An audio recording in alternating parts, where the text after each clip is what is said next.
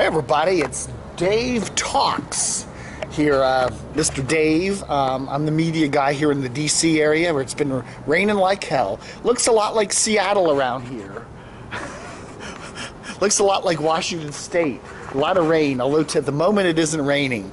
But that's typical here for spring here in the DC area. Anyway, why do I bring up Seattle, Washington? Well, Nomadic Fanatic.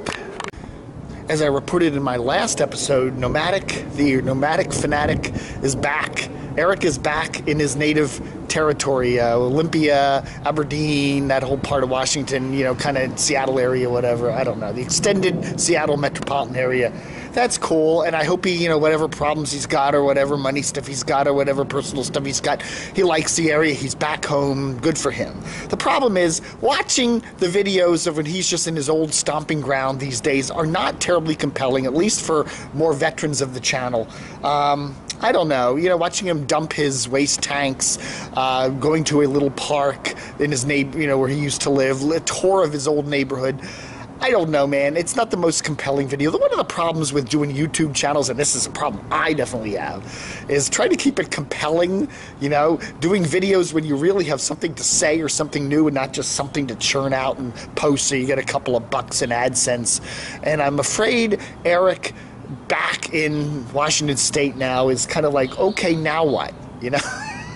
I don't know. I really kind of hope he gets back on the road and goes places he hasn't been before. I just find that more compelling. That trip that he did down through California and across Arizona, and the ice storm in Texas, and having the wind in Pensacola, and the transmission problems there in Jacksonville, and I like that. And all the way up to Georgia, and went down to Keys and up to Georgia, and then he headed home. I really hope he takes some time and goes through the Northeast and maybe Canada and some places in the United States that he hasn't taken his RV. I think that would be compelling. And it's not so much the travelogue side of it. It's just how he's dealing with all these different places and climates and situations, and that's fascinating. And I do kind of I find his videos of the last week or two to be kind of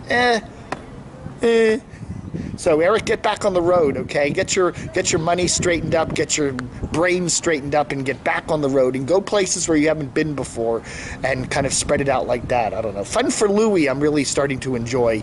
Louis Cole, I think his name is. Really good guy. He's doing this Solvi tour around the world, going, going all the way around the world, and a fascinating guy. And I find his videos, they have they're more than just a personal bloggy thing. He kind of is getting into a lot of worldly discussion-y things. He'll have these little groups with people in like Japan and Korea and wherever, and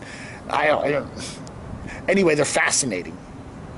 I do like his videos a lot. I'm really becoming more of a Louis guy. So Casey Neistat. Casey is super successful. Hey, instantly, the guy's super successful, but is he the biggest narcissist in YouTube? I don't know. There's a lot of narcissists in YouTube, but it seems like his videos lately are just, aren't I great? Aren't I wonderful? I'm popular. I'm good looking. I'm athletic. I live in a beautiful city. I'm rich. I have a wonderful, successful business. YouTube loves me. I love YouTube. Aren't I wonderful? I have a cute baby. Da-da-da-da-da. It's kind of getting like, all right, geez, mister, we're great. Everything's going great for you. I don't know, man. I just don't know. Casey's teetering somewhere. I really think he's getting a little bit weird, and the videos are, even though they're getting a lot of people watching, I think they're mainly 10-year-olds. It seems to be every time he has a crowd somewhere, there's like little kids. Go figure. That's how you get popular on YouTube, I guess, make a lot of money, is go for the 10-year-old demographic. I don't know. It almost seems like his marriage is like way back burner stuff. I'm getting the weird vibe that that's not going so good. Candace, it seems like Casey's more in love with himself than Candace right now. So I don't know. We'll see. It's interesting how people try to manipulate their image on YouTube, and yet you still get some truth coming through there if you watch real carefully, I don't know. one of the channels, he actually has a couple channels, but one of the guys I really like on YouTube these days is a guy named Dan Bell from Baltimore, not far from my stomping ground here in DC.